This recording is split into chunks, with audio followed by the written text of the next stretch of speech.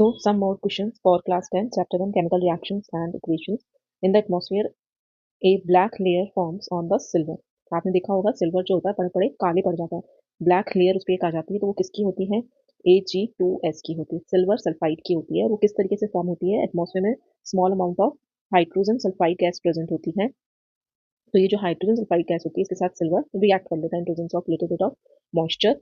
तो क्या बन जाता है? सिल्वर सल्फाइड बन जाता है, Ag2S हाइड्रोजन को रिप्लेस कर देगा, एंड वो जो ब्लैक कलर होता है सिल्वर के ऊपर, वो कलर होता है Ag2S का, which is black in colour. Okay, इसको हम बोलते हैं कोरोजन, कोरोजन ऑफ सिल्वर। उसकी वजह से उस पर ब्लैक कलर जो है वो फॉर्म हो जाता है।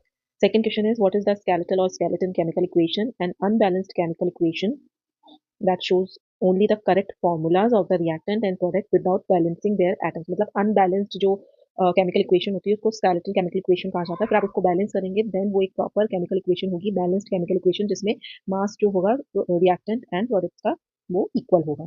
Okay, question number third is write the names of A and B. मतलब एक केमिकल रिएक्शन आपको गिवन है 6CO2 12H2O, और ए और बी आपको बताना है ग्लूकोज और ऑक्सीजन रिलीज हो रही है। तो ये क्या है? एक फोटोसिंथेसिस रिएक्शन है जिसमें ए ये सनलाइट एंड क्लोरोफिल के प्रेजेंस में होती है। तो A sunlight and B is chlorophyll.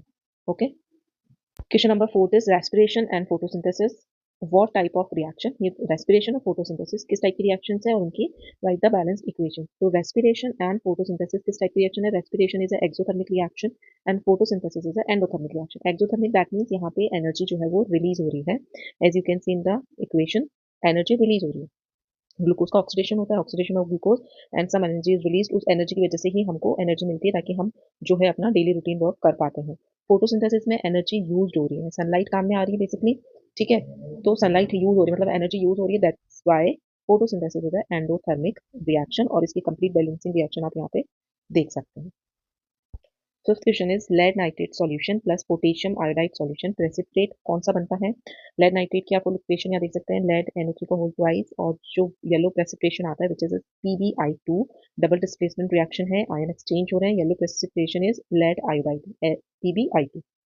And the last question is granulated zinc reacts with diluted H2SO4, तो विच गैस इज इवॉल्व? कौन सी गैस निकलती है, रिलीज होती है, which is a hydrogen gas. और ये बहुत इंपॉर्टेंट क्वेश्चन है क्योंकि कई बार अलग अलग तरीके से पूछा जाता है। Okay, hydrogen gas can be detected by the bringing a burning matchstick near it. It burns with a pop sound. तो answer is hydrogen gas release होती है। यहाँ पे डाइल्यूट H2SO4 की जगह आपको डाइल्यूटेड HCl भी पूछा जा सकता है, दे सकते हैं। तो एसिड की प्रेजेंस में ग्रेन्यूलेटेड जिंक क्या इवॉल्व करते हैं? हाइड्रोजन गैस इवॉल्व करते हैं।